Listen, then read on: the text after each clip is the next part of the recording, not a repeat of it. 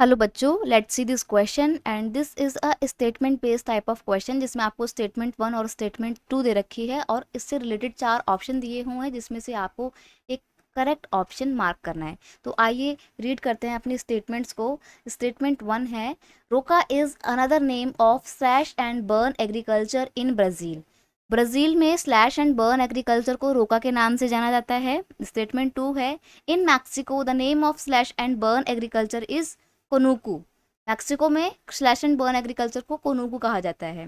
Read करते हैं अब आपके ऑप्शन को। पहला ऑप्शन है, both statement 1 and statement 2 are correct. दोनों स्टेटमेंट सही हैं। Both statement 1 and statement 2 are incorrect. दोनों स्टेटमेंट गलत हैं। थर्ड ऑप्शन है, statement 1 is correct and statement 2 is incorrect. एक स्टेटमेंट सही है लेकिन दूसरी स्टेटमेंट गलत है। और लास्ट ऑप्शन है, statement 1 is correct, incorrect and statement 2 is correct. तो फर्स्ट स्टेटमेंट गलत है, सेकंड स्टेटमेंट सही है। देखिए यहाँ पर हम बात कर रहे हैं स्लैश एंड बर्न एग्रीकल्चर की। क्वेश्चन का की कंसेप्ट है slash and burn agriculture. Slash and burn agriculture की बात करें तो इसके ना बहुत सारे नाम हैं। इसको इंडिया में झूमिंग भी कहा जाता है, शिफ्टिंग कल्टीवेशन भी इसको कहते हैं, बहुत इसके वेरियस नेम है। Slash and burn agriculture also known as shifting cultivation. Shifting cultivation क्यों बोलते हैं और ये स्लैश एंड बर्न एग्रीकल्चर है क्या, आपको ये पता होना चाहिए।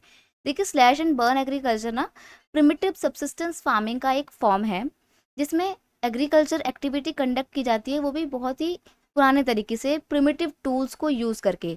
और इसमें क्या किया जाता है, फॉरेस्ट का एक छोटा सा एरिया, एक छोटा सा लैंड, छोटा सा पैच ऑफ लैंड क्लियर किया जाता है। वहाँ पे जितने भी पेड़ पौधे होते हैं उनको काट दिया जाता है और जो प्लांट्स के लॉग बचते हैं उनमें आग लगा दी जाती है, जला देते हैं। और फिर जो एशेज बचती है ना लकड़ियों की, उसी के ऊपर सीड्स को शोन किया जाता है, बीज बोए जाते हैं। इरिगेशन के लिए कोई अलग से किसी मेथड का इस्तेमाल नहीं किया जाता है, बारिश के ऊपर ही ये खेती डिपेंड करती है। और जब क्रॉप प्रोड्यूस हो जाती है तो उसको हार्वेस्ट कर लेते हैं और लगातार जब क्रॉप प्रोड्यूस करते हैं तो यहाँ पर जब इस लैंड की फर्टिलिटी लूज हो जाती है, मिट्टी खराब हो जाती है, तो यहाँ पे कल्टीवेशन करने वाले फार्मर्स यहाँ से शिफ्ट होकर कहीं दूसरी जगह में चले जाते हैं, दूसरी जगह शिफ्ट हो जाते हैं एंड अगेन वही सेम प्रोसेस फॉलो किया जाता है। लैंड को क्लीन करते हैं, आग लगाते हैं, बीज बोते हैं, फिर यहाँ पर खेती करने के बाद हार्वेस्ट करते हैं। जब ये वाला लैंड भी खराब हो जाता है तो फिर तीसरी जगह पे शिफ्ट हो जाते हैं। तो ऐसे ही शिफ्ट करते रहते हैं और ये जो पहला छोड़ा हुआ लैंड था ये अपने आप ही नेचुरली अपनी सॉइल की फर्टिलिटी ऑब्टेन कर लेता है, यानी कि सॉइल अपने आप ही नेचुरली रिप्लेनिश कर लेती है अपने आप को।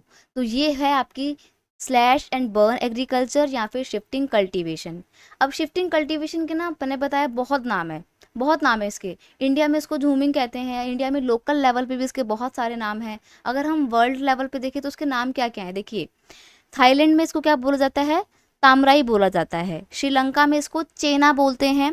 वेनेजुएला में इसको कोनुकू बोलते हैं और अफ्रीका में इसको चेतेमन और ताव्या बोलते हैं। तो देखिए यहाँ पर हमारे को स्टेटमेंट 1 जो दे रखी है कि ब्राज़ील में स्लैश एंड बर्न एग्रीकल्चर को रोका बोलते हैं, ये स्टेटमेंट बिल्कुल सही है। लेकिन जो सेकंड स्टेटमेंट है ना कि in Mexico the name of slash and burn agriculture is conuco, ये गलत है क्योंकि कोनोकू कहाँ बोलते हैं, वेनेजुएला में बोलते हैं। यहाँ पर अभी हमने इधर इसको मेंशन किया था कि वेनेजुएला में इसका नाम कोनोकू है। तो यहाँ पर हमारी स्टेटमेंट फर्स्ट तो सही है लेकिन स्टेटमेंट सेकंड इनकरेक्ट है। That is why option C is a correct answer. Statement first is correct and statement second is incorrect. So option C is your final answer.